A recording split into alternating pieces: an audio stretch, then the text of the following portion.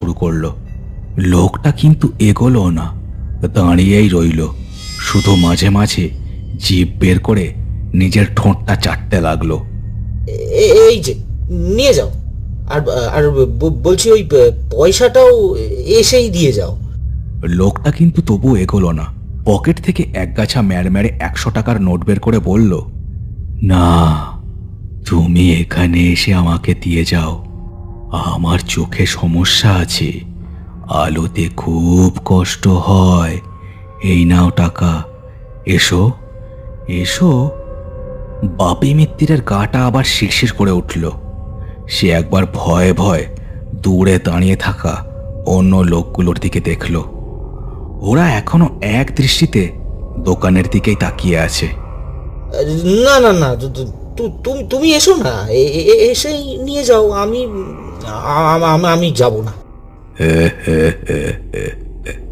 ভয় পাচ্ছ নাকি?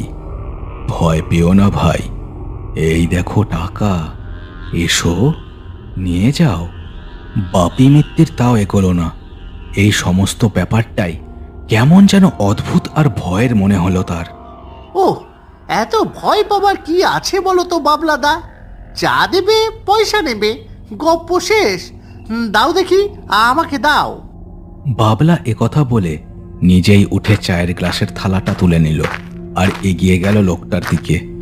সে এগিয়ে গিয়ে দোকানের আলোর ঘেরার মধ্যে দাঁড়িয়ে থালাটা বাড়িয়ে ধরল লোকটার দিকে। নাও, এত ঢং করার যে কি আছে? এই নাও, থালাটা ধরো। লোকটা কোনো কথা বলল না।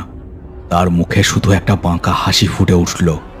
আর তখনই তার মুখের হাঙর মাছের মতো দাঁতগুলো দেখা গেল। লোকটার মাথা থেকেও সরে গেল চাদরটা। তার চোখগুলো শুধু কালো অন্ধকারের গহ্বর। ও মা গো, এ কি, এ কি! লোকটা এবার খপ করে ধরল বাবলার হাত আর এক টানে তাকে বের করে নিল আধারের মধ্যে। তারপরেই সেই হাঙরের মতো দাঁত দিয়ে এক কামড় বসিয়ে দিল তার ঘাড়ের ওপর। দোকানের মধ্যেকার বাকি তিনজন যেন পাথর হয়ে গিয়েছিল।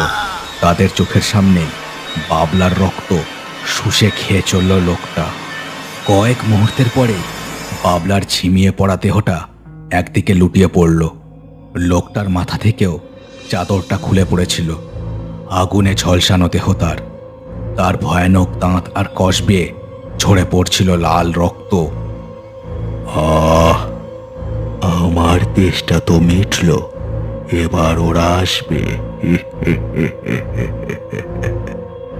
আগুনে পুড়ে মরে সেই থেকে ঘুরে বেড়াচ্ছি আমরা।